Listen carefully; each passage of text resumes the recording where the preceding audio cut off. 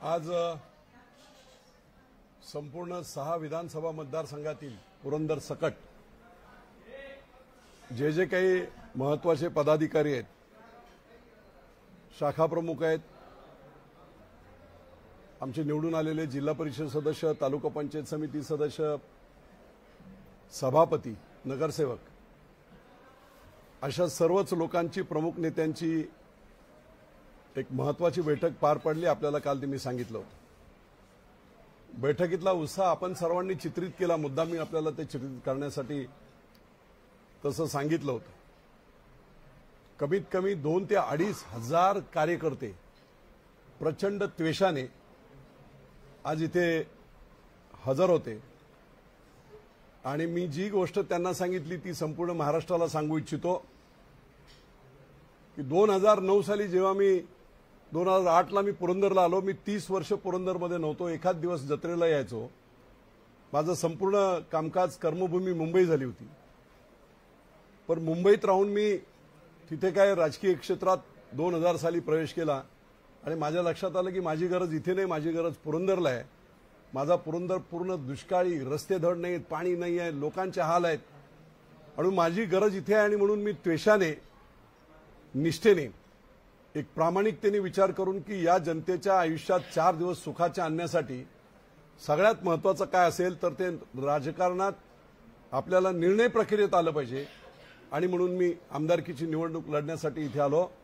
अनेक दिग्गज इथे होते, परंतु 2008 साली झालेली ही सुरू झालेली मुवमेंट सर्व तरुणांनी हातात घेतली आणि 3 सप्टेंबरचा माझा शिवसेनेतला प्रवेश देखील एवढा गाजला दसरा मेळाव्यासारखा। आणि तीच मुवमेंट पुढे 13 ऑक्टोबरला निवडणूक झाली, मतदान झालं आणि 22 ऑक्टोबरला निकाल लागला। तोपर्यंत तो तसाच टेम्पो राहिला आणि त्याच्या माध्यमातून मोठमोठे राजकीय पुढारी, अगदी शरद पवारांपासून अजित पवारांपासून सगळे की विजय शिवतारे काय हे करतोय, 5-10 हजार मतं येईल, डिपॉझिट जाईल, अशा प्रकारची चर्चा असताना मी 26,000 मताच्या मताधिक्याने मुंबईतून येऊन 1 वर्षात आमदार होऊ शकलो। माझा स्वार्थ नव्हता, त्यागी भावनेने मी ते केलं होतं आणि जनतेने साथ दिली। प्रत्येक गावागावामध्ये कुठेही माझ्याकडे माणसं नव्हती तेवढी, प्रत्येक गावागावामध्ये मतदार 1 नंबरचं मतदारांनी मला केलं, माझ्यावर विश्वास दाखवला आणि त्यावेळेस असं बोललं गेलं होतं की विजय शिवतारे म्हणजे शेमड्यांचा नेता।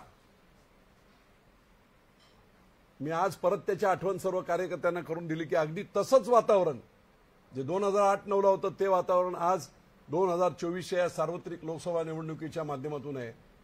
आणि संपूर्ण बारामती लोकसभा मतदारसंघ नव्हे, अख्ख्या महाराष्ट्राचं लक्ष लागलंय, तरुणांचं लक्ष लागलंय। अख्ख्या महाराष्ट्रातून मला फोन येत आहेत की बापू ही लढाई तुम्ही लढा। आणि म्हणून आज कार्यकर्त्यांना मी सांगितलं की कुठच्याही प्रकारचे संभ्रम जे राष्ट्रवादी निर्माण करते आहे की विजय शिवतारे खुन्नस म्हणून अजित पवारांच्या विरोधात उभे राहिलेले आहेत, ठाकलेले आहेत, त्यांना पाडण्यासाठी ठाकलेले आहेत। काही लोक असेही म्हणतात की शरद पवारांचा मी हस्तक झालेलो आहे। सुनील तटकरे असे म्हणत होते की विजय शिवतारे कोणाची स्क्रिप्ट वाचतोय। मी आज कार्यकर्त्यांना सांगितलं की असा नालायकपणा, नीचपणा विजय बापू शिवतारे पुरंदरचा माणूस करणार नाही।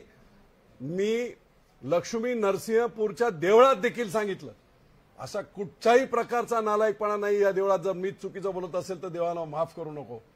निव्वळ जनतेची लढाई म्हणून झुंडूशाही आणि घराणेशाहीच्या विरुद्ध लढण्यासाठी विजय बापू शिवतारे जनतेची लढाई म्हणजे देवाची लढाई म्हणून याच्यात उतरलेला आहे। आणि मग देवाला काल मी सांगितलं होतं तू आशीर्वाद दे, जनतारूपी लोकांचं मतदान होऊ दे।